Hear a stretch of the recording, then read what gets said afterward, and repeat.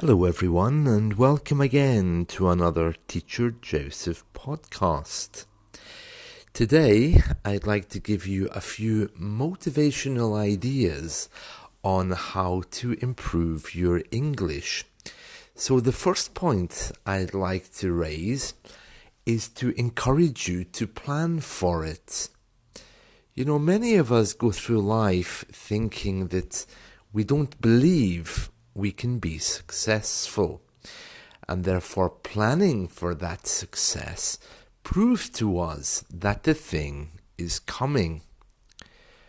For those of you who listen to this podcast regularly, you'll know that I firmly believe booking English lessons, buying English books, meeting with English people isn't just about getting information to plug into your head, but more importantly, it opens you up to the idea that English is happening.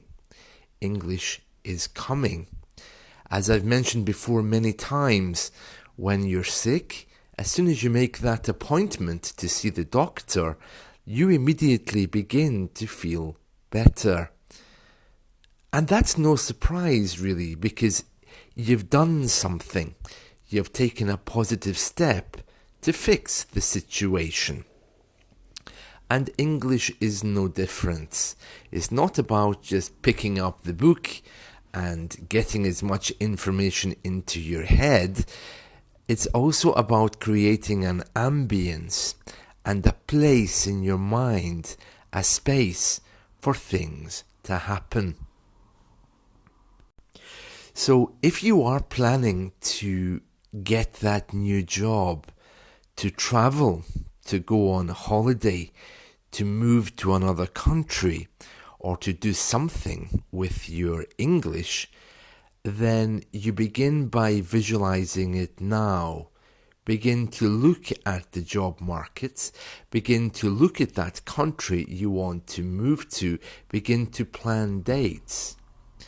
These things all help in conspiring for a very nice time. Conspiring in English is often used as a negative word, but I want to tell you a little bit more about that.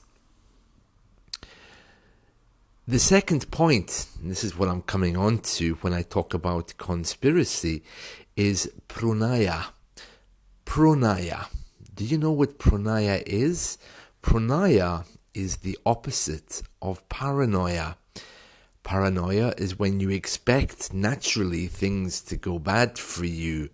Pranaya is when you expect things to naturally go well. It's when everything is working towards your happiness rather than your destruction. To get you started on that, I can strongly recommend the book. And for those of you who like self-help books, you'll probably love this one.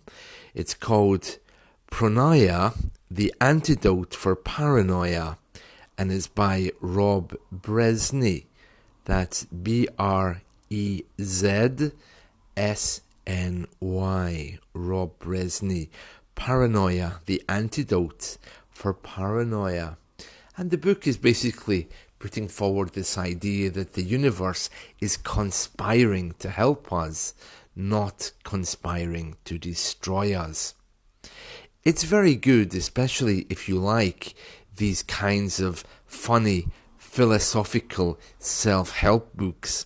I really recommend this one, Pranaya, the Antidote for Paranoia, by Rob Bresney. So, point number one is to plan for that thing that you want. Begin to make arrangements. If you're looking to have, for example, an English lover, then make space in your house for the person to place their clothes. Make space for receiving the person into your home. By the way, that works even if you're not looking for an English lover. The point is that you have to prepare. So whatever it is that you're looking for, you need to begin to work towards that. So if you're looking for boyfriend, girlfriend, you make space in your house. If it's an English person, make sure it's tidy. And the second point there is to begin to practice Pranaya, which is the opposite of paranoia. So making space in your mind and waiting to receive that thing, rather than just rushing away and filling your head with useless words that you'll never use. Psychologically, it's much better to be prepared. Pranaya, to begin to understand the universe is working for you, not against you. It's kind of like Denmark. Everyone says that in Scandinavia, the system works for you, not against you.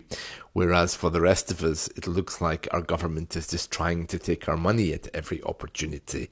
But that, of course, is not the case. So Pranaya is wonderful, and it's something that you should think about practicing.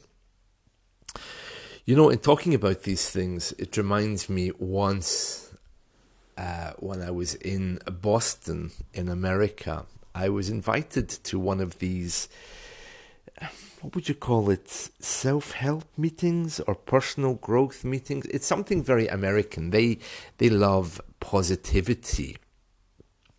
And I went into this room with a bunch of friends. I was invited into this room where there was a speaker talking about personal growth. And I remember it very well. Her name was Mary Beth. So she walked in, we're all sitting there, okay, and then she walked onto the stage and she said, "You're special." She said, "Hi everyone, you're special." And everyone in the audience replied, "Hi Mary Beth, you're special too." And I'm sitting there cringing, thinking, oh, this is very American. And of course, I'm very British and cynical. So anyway, she said, "Are there any visitors here today?" And my friends forced me to put my hand up. And she said, "Hi, tell me a little bit about yourself." And I said, "Well, I'm visiting." And she said, "Are you a positive person?" And I said, "Well, no." And she said, "Aha, so you're the kind of person who likes to burst the child's balloon to teach him that life can be hard. You're the kind of person who perhaps always sees the glass as half empty." And I replied, "Yes, actually I am. And that meeting sounds very good. Where can I find details of that one?" And of course, everyone laughed because we're sitting in a positive meeting. And then she said, "Well, you have your views, but at least be open-minded enough to hear what we have to say." And I said to her, "Of course, but, you know, you must know that life can be pretty rough sometimes, you know."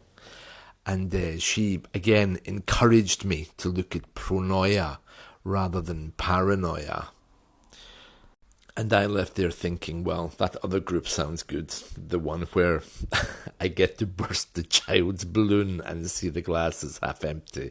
And I still laugh about that. But anyway, my point is that changing our way of thinking can have really positive results on our way of learning.